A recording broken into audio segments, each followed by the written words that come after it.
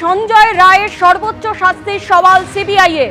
আরজিকর মেডিকেলে ধর্ষণ খুনের মামলায় সর্বোচ্চ শাস্তির সওয়াল। অত্যন্ত জঘন্যভাবে কর্তব্যরত চিকিৎসককে ধর্ষণ ও খুন করা হয়েছে। এটা বিরলের মধ্যে বিরলতম অপরাধ।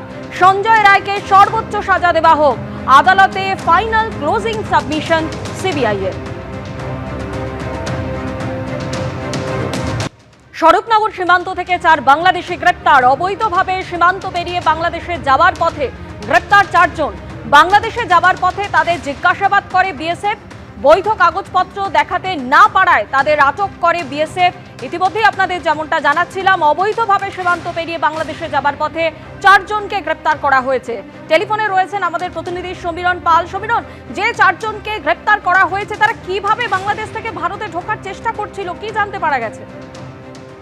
দেখো, কাল রাতে স্বরূপনগর সীমান্ত থেকে 4 জন বাংলাদেশকে গ্রেপ্তার করা হয়েছে এবং আজকে তাদেরকে বসিরহাট মহকুমা আদালতে পেশ করা হচ্ছে। এবং যেরকম পুলিশ সূত্রে জানা যাচ্ছে যে স্বরূপনগরের যে ভারত বাংলাদেশের যে তালালি সীমান্ত, এর আগেও এই তালালি সীমান্ত পেরিয়ে বাংলাদেশিরা এদেশে ঢুকেছিল।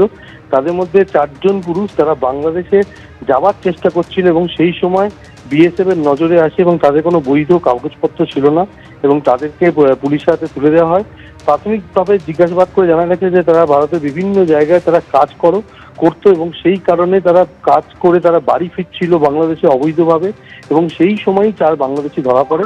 তারা বাংলাদেশের সাতক্ষীরার বাসিন্দা বলে পুলিশ সূত্রে জানা গেছে। আজকে তাদেরকে বসিরহাট মহকুমা আদালতে পেশ করা হচ্ছে।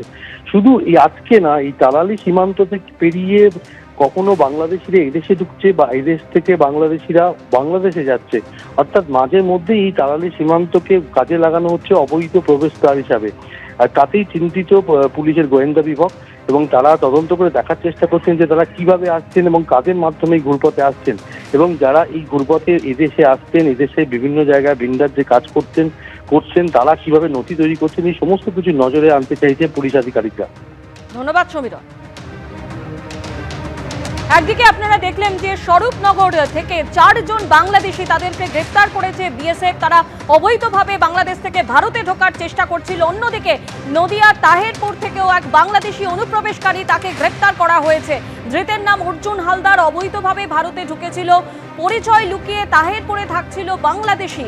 কাদের মদতে অনুপ্রবেশ, কাদের মাধ্যমে জাল নথি তৈরি, ধৃতকে দফায় দফায় জেরা করছে পুলিশ।